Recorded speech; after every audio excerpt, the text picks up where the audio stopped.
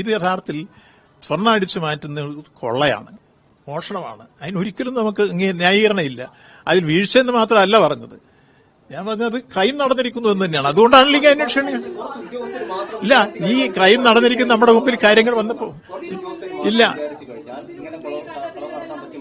നമുക്ക് കാര്യങ്ങൾ കൃത്യമായി അന്വേഷിച്ച് വെളിവരട്ടെ. അങ്ങനെയല്ല ഇതിന്റെ പിന്നിൽ വേറെ ആരെങ്കിലും ഉണ്ടെങ്കിൽ. അതുകൊണ്ടല്ലേ SIT വെക്കുന്നത്. സ്പെഷ്യൽ ഇൻവെസ്റ്റിഗേഷൻ ടീം, കോടതിക്ക് വിശ്വാസമുള്ള ഒരു ടീമിനെ കോടതി വെച്ചിരിക്കുന്നു. ആ കോടതി ഇപ്പൊ വെല്ലുവിളിക്കേണ്ടതുണ്ടോ? ആ വിശ്വാസത്തെ നമ്മൾ ഹരിക്കണം. ഞാൻ പറഞ്ഞു, ഇപ്പൊ ഇത് സ്വർണം നഷ്ടപ്പെടേണ്ട സ്വർണം അടിച്ചു മാറ്റിയെന്ന് തന്നെയല്ലേ പറഞ്ഞത്. അത് ഞാൻ കൊള്ളയെന്ന് പറഞ്ഞത്. അത് ചെയ്യാൻ പാടില്ല. ആരാണ് കൊണ്ടുപോയതെങ്കിലും അവരെ കണ്ടുപിടിക്കണമെന്നല്ലേ നമ്മുടെ കാര്യം. നിശ്ചയമായും ഏതെങ്കിലും ദേവസ്വം ഇത് കണ്ടെത്തിയത്. നിങ്ങൾക്ക് ഒരു തെറ്റിദ്ധാരണ. കോടതി നമ്മുടെ ദേവസ്വം ബോർഡിന്റെ വിജിലൻസ് ആണ് ആദ്യം ഇത് കണ്ടെത്തിയത്, ഈ സാധനം പിടിച്ചെടുത്തത്.